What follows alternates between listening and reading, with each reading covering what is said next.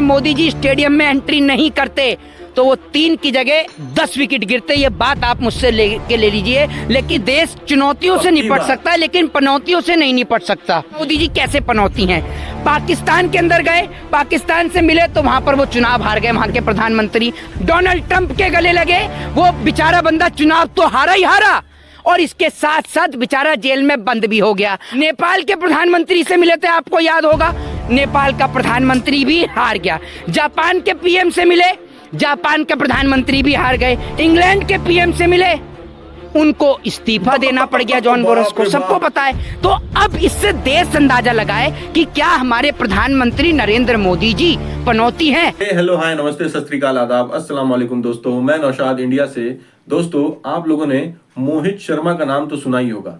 जी दोस्तों, अपनी बात को बेबाकी से रखने वाले मोहित शर्मा क्या कह रहे हैं मोदी जी के बारे में। अभी कुछ दिन पहले जो वर्ल्ड कप हो चुका जिसमें हमारी इंडिया टीम हार गई, उसके बारे में भी वो कुछ कहना चाहते हैं। आइए सुनते हैं उनको। लेकिन वीडियो को शुरू करने से पहले अगर अभी तक आप लोगों ने मेरे चैनल को सब्सक्राइब नहीं किया है तो प्लीज मेरे चैनल को सब्सक्राइब कर लें, साथ में बेल आइकन को भी दबा लें जिससे कि मेरी सारी वीडियो आप तक पहुंच सके।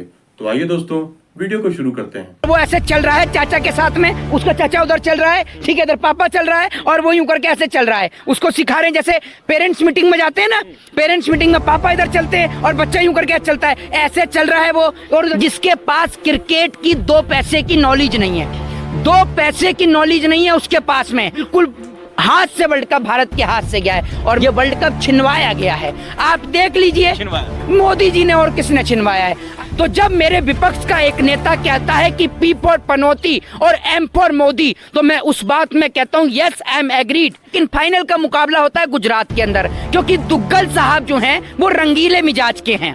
दुग्गल साहब समझ गए आप, हमारे प्रधानमंत्री। देखिए, एक बात मैं आपको बता देता हूँ कि देश चुनौतियों से निपट सकता है लेकिन पनौतियों से नहीं निपट सकता। ये बात आप याद रखिए। और पनौती प्रधानमंत्री हैं या नहीं, ये फैसला अब मैं इस देश की जनता पे छोड़ देता हूँ। मैं कुछ बातें कहूंगा, उसके बाद इस देश की जनता अनुमान लगाए कि क्या वाकई में इस देश के प्रधानमंत्री पनौती हैं या नहीं है। अब सुनते जाइए।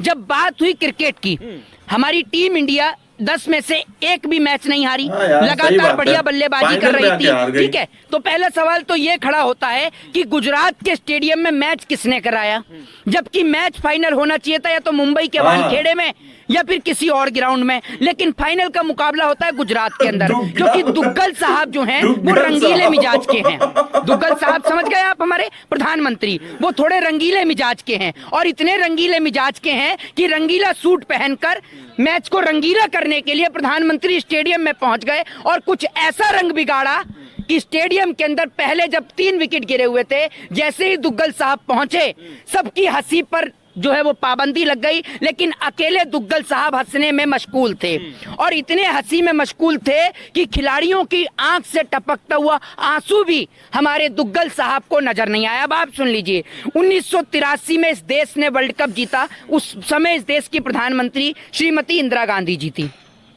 साल 2011 के अंदर इस देश ने वर्ल्ड कप जीता, उस वक्त पे इस देश के प्रधानमंत्री डॉक्टर मनमोहन सिंह जी थे। अब बात करते हैं साल 2015 की। 2015 में नरेंद्र मोदी जी प्रधानमंत्री थे, हमारा देश हारा। 2017 में जब क्रिकेट का मैच था तब हमारा देश हारा, प्रधानमंत्री नरेंद्र मोदी जी प्रधानमंत्री थे। 2019 में हारा, 21 में हारा और अब 22 का वर्ल्ड कप हारा। तो इससे देश अंदाजा लगाए कि क्या देश के प्रधानमंत्री नरेंद्र मोदी जी वाकई में ही पनौती हैं। अब बात करते हैं मोदी जी कैसे पनौती हैं। पाकिस्तान के अंदर गए, पाकिस्तान से मिले तो वहां पर वो चुनाव हार गए। वहां के प्रधानमंत्री आप सभी ने देखा होगा, डोनाल्ड ट्रंप के गले लगे, वो बेचारा बंदा चुनाव तो हारा ही हारा और इसके साथ साथ बेचारा जेल में बंद भी हो गया। अब तो प्रधानमंत्री कभी उससे जेल में परोठे के लिए भी नहीं पूछते कि पराठे खाएगा या नहीं खाएगा, ठीक है। इसके बाद नेपाल के प्रधानमंत्री से मिले थे, आपको याद होगा, नेपाल का प्रधानमंत्री भी हार गया।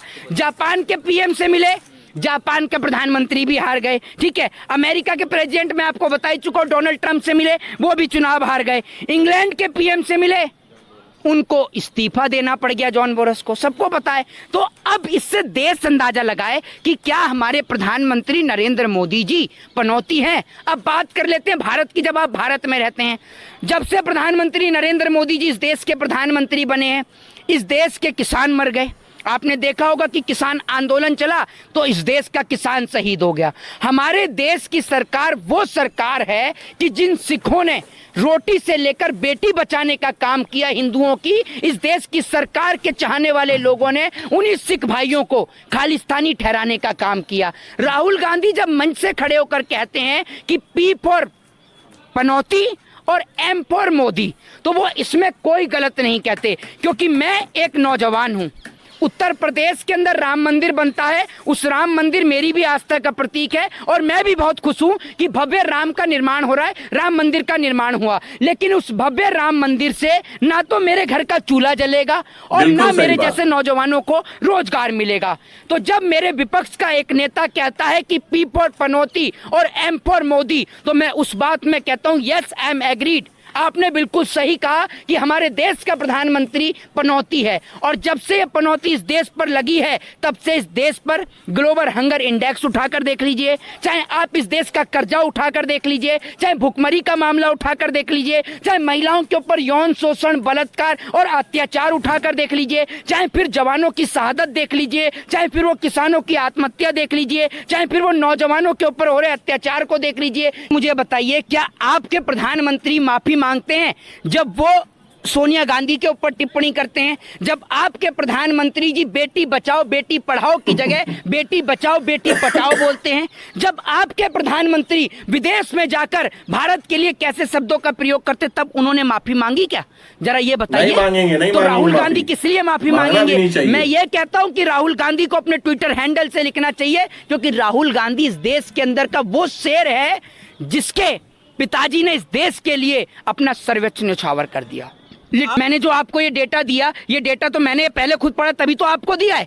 क्यों नहीं मानते भैया? मोदी जी के राज में इस देश का नौजवान बेरोजगार हुआ, मोदी जी के राज में कोविड के टाइम पर कई हजार लोग मरे। ठीक है, भले ही सरकार ने कह दिया कि नहीं मरा, कुछ नहीं हुआ, वो आपके कहने या ना कहने से कुछ नहीं होता, लेकिन कई लोग मरे कोविड के टाइम पर, कोरोना के काल में बहुत लोग मरे। कोई भूख के कारण मरा, कोई ऑक्सीजन ना मिलने के कारण मरा। और वो दुग्गल साहब जो रंगीले मिजाज के हैं, हमारे दुग्गल साहब इतने रंगीले मिजाज के हैं कि G20 के अंदर का जो बजट था, 900 कुछ करोड़ का जो बजट था, उससे ज्यादा पैसा दुग्गल साहब ने लगा दिया। इतने रंगीले मिजाज के हैं दुग्गल साहब। भैया दुग्गल साहब वहां खिलाड़ियों का हौसला बुलंद करने के लिए गए तो भी कैमरा लेकर घुस गए।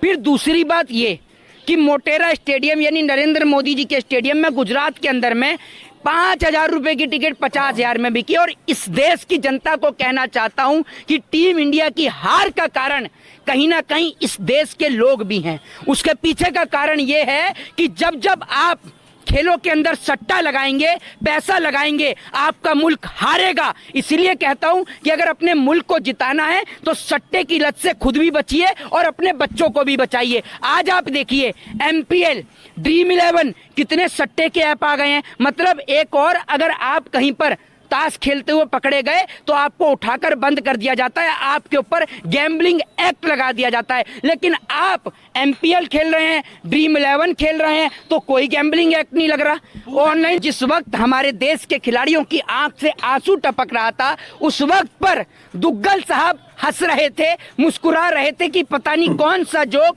अमित शाह ने मार दिया कि दोनों साथ में बैठ के धड़ाके लगा रहे हैं। मैं तो इस बात से हैरान था कि एक और खिलाड़ी आंख से आंसू टपका रहे हैं। देश की 125 करोड़ जनता मायूस बैठी है, सबकी आंख से आंसू आ रहे हैं, लोग परेशान हैं क्योंकि देश वर्ल्ड कप उठाने वाला था, बिल्कुल हाथ से वर्ल्ड कप भारत के हाथ से गया है। और मैं ये कहता हूँ ये गया नहीं, ये वर्ल्ड कप छिनवाया गया है। आप देख लीजिए, मोदी जी ने और किसने छिनवाया है। अगर नरेंद्र मोदी जी स्टेडियम में एंट्री नहीं करते तो वो 3 की जगह 10 विकेट गिरते। ये बात आप मुझसे ले लीजिए। लेकिन जैसे ही दुग्गल साहब एंट्री करते हैं, विकेटों का गिरने का सिलसिला बंद हो जाता है। और जब तक पूरे देश की जनता हंस रही थी, जब 3 विकेट गिरे तो सब लोग खुश थे। उस वक्त पे दुग्गल साहब का आता और पता नहीं। और जब दुग्गल साहब को दिखा कि मेरा देश जीत रहा है तो मैं कैसे ना घुसूं, तो दुग्गल साहब जैसी एंट्री करते स्टेडियम में, वहीं से पनौती लगनी शुरू हो जाती है, और ऐसी पनौती लगती है कि भैया 3 विकेट के बाद एक और विकेट गिरता ही नहीं है। फिर देखिए, एक बात आपको बता दूं, जब जब आप ऐसे लोगों को, जो परिवारवाद की बात मोदी जी कहते हैं ना, वो परिवारवाद वाले लोगों को उठाकर लेके आएंगे ना। अमित शाह ने अपने बेटे को जैसा को बनाया बीसीसीआई में, जिसके पास क्रिकेट की 2 पैसे की नॉलेज नहीं है, 2 पैसे की नॉलेज नहीं है उसके पास में, और वो ऐसे चल रहा है चाचा के साथ में। उसका चाचा उधर चल रहा है, ठीक है, इधर पापा चल रहा है, और वो यूं करके ऐसे चल रहा है। उसको सिखा रहे हैं, जैसे पेरेंट्स मीटिंग में जाते हैं ना, पेरेंट्स मीटिंग में पापा इधर चलते हैं और बच्चा यूं करके चलता है, ऐसे चल रहा है वो, और उधर चाचा चल रहा है उसके बगल में।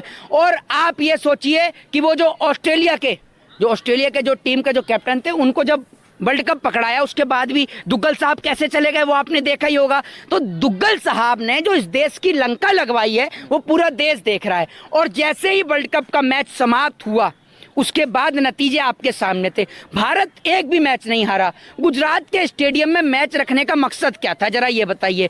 ना तो गुजरात से इंडियन टीम के कैप्टन आते हैं रोहित शर्मा, ठीक है, और ना ही गुजरात से जो आपके जो बैट्समैन विराट कोहली है, ना तो वो आते हैं, ना मोहम्मद शमी आते हैं। ऐसा कौन सा प्लेयर था जो गुजरात उसका होम ग्राउंड था और वो दोहरा शतक मारता। मैं तो आपको ये कह रहा था कि या तो मुंबई के वानखेड़े में आपको ऐसी पिच पर मैच कराना था, जो पिच विराट कोहली के लिए खेलने के लिए उत्तम हो, रोहित शर्मा के खेलने के लिए उत्तम हो।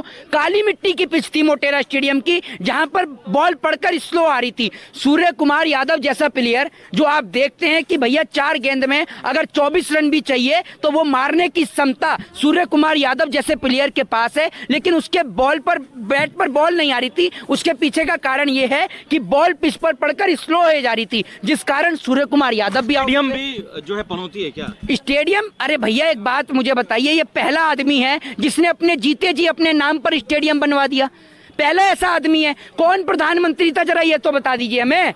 इंदिरा गांधी के जो समाधि स्थल बने हैं, लोगों के समाधि स्थल बने हैं प्रधानमंत्रियों के, उनके निधन के बाद उनके समाधि स्थल या जगह बने हैं।